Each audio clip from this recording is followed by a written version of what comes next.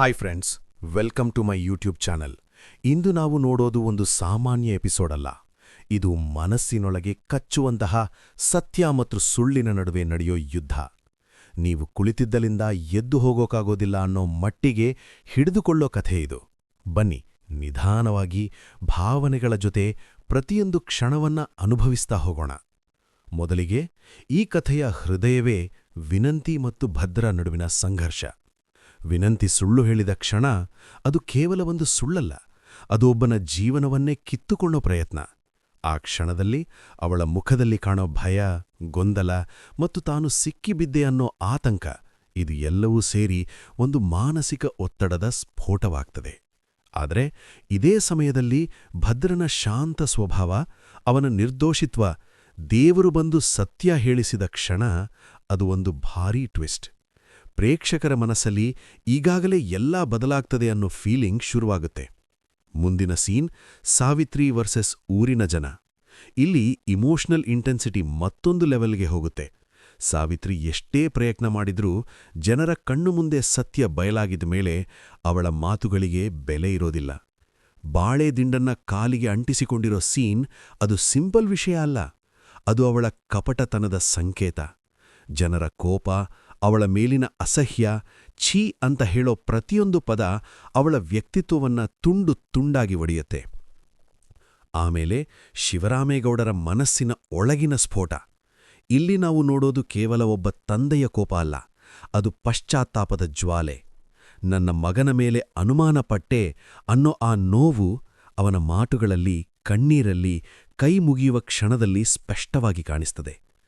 ಭದ್ರನ ಮುಂದೆ ಕ್ಷಮೆ ಕೇಳೋದು, ಅದು ಸೀರಿಯಲ್ನಲ್ಲಿ ಒಂದು ಪವರ್ಫುಲ್ ಟ್ರಾನ್ಸ್ಫರ್ಮೇಷನ್ ಪಾಯಿಂಟ್. ಇಲ್ಲಿ ಭದ್ರನ ಪಾತ್ರ ಮತ್ತಷ್ಟು ಎತ್ತರಕ್ಕೆ ಹೋಗುತ್ತೆ.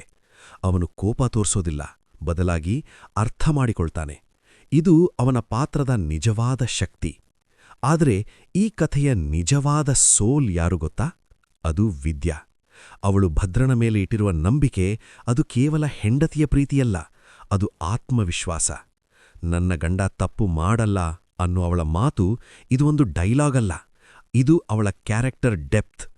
ಭದ್ರ ಅವಳ ಕಾಲಿಗೆ ಮುತ್ತು ಕೊಡೋ ಸೀನ್ ಅದು ರೊಮ್ಯಾನ್ಸ್ ಅಲ್ಲ, ಅದು ಗೌರವ, ಕೃತಜ್ಞತೆ ಮತ್ತು ಪ್ರೀತಿಯ ಪರಮಾವಧಿ. ಈ ಸೀನ್ ನೋಡಿದ್ರೆ ಪ್ರೇಕ್ಷಕರ ಕಣ್ಣಲ್ಲೂ ನೀರು ಬರೋದು ಖಚಿತ. ಇದನ್ನ ನೋಡ್ತಾ ಇದ್ದಾಗ ಇನ್ನೊಂದು ಕಡೆ ಈಶ್ವರಿ, ಚಿತ್ರ, ಸುಭಾಷ್ ಮಾತುಕತೆ. ಇದು ಸ್ಟೋರಿಗೆ ಒಂದು ಡಾರ್ಕ್ ಲೇಯರ್ ಕೊಡುತ್ತೆ. ಅವರು ಹೇಳೋದು ತಪ್ಪು ಮಾಡಬೇಕಾದ್ರೆ ಸಿಕ್ಕಾಕಬಾರ್ದು ಅಂತ. ಇದು ಫ್ಯೂಚರ್ ಡೇಂಜರ್ಗೆ ಸಿಗ್ನಲ್. ಅವರ ನಗು, ಅವರ ಮನಸ್ಸಿನೊಳಗಿನ ಕುತಂತ್ರ, ಇವುಗಳೆಲ್ಲ ಸೇರಿ ಮುಂದಿನ ಎಪಿಸೋಡ್ಗಳಲ್ಲಿ ಇನ್ನೂ ದೊಡ್ಡ ಸಮಸ್ಯೆಗಳು ಬರ್ತವೆ ಅನ್ನೋ ಸೂಚನೆ. ಮತ್ತೊಂದು ಕಡೆ ಸಾವಿತ್ರಿ ಮತ್ತು ವಿನಂತಿಯ ಪತನ. ಒಮ್ಮೆ ಎಸಿ ರೂಮ್, ಕಾಸ್ಟ್ಲಿ ಸಾರಿ, ಸುಖ ಜೀವನ. ಇವತ್ತು ರಸ್ತೆ ಮೇಲೆ ಹಸಿವಿನಿಂದ ಕುಳಿತಿರೋ ಸ್ಥಿತಿ. ಇದು ಲೈಫ್ನ ಬಿಗ್ಗೆಸ್ಟ್ ಟ್ರಾನ್ಸ್ಫರ್ಮೇಷನ್, ಅಹಂಕಾರದಿಂದ ಪತನಕ್ಕೆ. ಆಶ್ರಮದ ಸೀನ್, ಚಾಪೆ ಮೇಲೆ ಮಲ್ಕೊಳ್ಳೋದು, ಮೊಸರು ಅನ್ನ ತಿನ್ನೋದು, ಇದು ಪನಿಷ್ಮೆಂಟ್ ಅಲ್ಲ, ಇದು ರಿಯಲೈಸೇಷನ್. ಅವರು ತಿನ್ನೋ ಪ್ರತಿಯೊಂದು ತುಂಡಿನಲ್ಲೂ ಹಳೆಯ ಜೀವನದ ನೆನಪು ಕಣ್ಣೀರಾಗಿ ಹೊರಬರುತ್ತದೆ. ಇಲ್ಲೇ ಕಥೆ ಮುಗಿಯೋದಲ್ಲ, ಇದು ಜಸ್ಟ್ ಬಿಗಿನಿಂಗ್. ಆಶ್ರಮದಲ್ಲಿ ಉಳ್ಕೊಂಡಿರುವ ಸಾವಿತ್ರಿ ಮತ್ತು ವಿನಂತಿ ಇವರಿಷ್ಟು ಸುಲಭವಾಗಿ ಬದಲಾಗ್ತಾರಾ? ಇಲ್ಲ ಮತ್ತೆ ಏನಾದರೂ ದೊಡ್ಡ ಪ್ಲಾನ್ ಮಾಡ್ತಾರಾ? ಈಶ್ವರಿ, ಚಿತ್ರ, ಸುಭಾಷ್ ಇವರ ಮಾತುಗಳ ಹಿಂದೆ ಇರುವ ಕುತಂತ್ರ, ಇದು ಭದ್ರಾವಿದ್ಯಾ ಜೀವನವನ್ನ ಮತ್ತೆ ಕದಡುತ್ತಾ? ಶಿವರಾಮೇಗೌಡರು ಹೇಳಿದ ಸುಳ್ಳು ಸಹಿಸೋಕೆ ಆಗೋದಿಲ್ಲ ಅನ್ನೋ ವಾರ್ನಿಂಗ್, ಇದರಿಂದ ಇನ್ನೊಂದು ದೊಡ್ಡ ಸತ್ಯ ಬಯಲಾಗುತ್ತಾ? ಮುಂದಿನ ಎಪಿಸೋಡ್ನಲ್ಲಿ ಸತ್ಯ ವರ್ಸಸ್ ಗುಪ್ತ ಸತ್ಯ ಅನ್ನೋ ಹೊಸ ಯುದ್ಧ ಶುರುವಾಗೋದು ಆಲ್ಮೋಸ್ಟ್ ಶ್ಯೂರ್. ಇದನ್ನ ನೋಡಿದ ಮೇಲೆ ನಿಮಗೆ ಏನನಿಸ್ತು? ವಿದ್ಯಾ ಕ್ಯಾರೆಕ್ಟರ್ ಬಗ್ಗೆ ನಿಮ್ಮ ಅಭಿಪ್ರಾಯ ಏನು? ಸಾವಿತ್ರಿ ಮತ್ತು ವಿನಂತಿ ಮತ್ತೆ ಏನಾದರೂ ಪ್ಲಾನ್ ಮಾಡ್ತಾರಾ? ಕಾಮೆಂಟ್ ಮಾಡಿ ತಪ್ಪದೇ ಹೇಳಿ.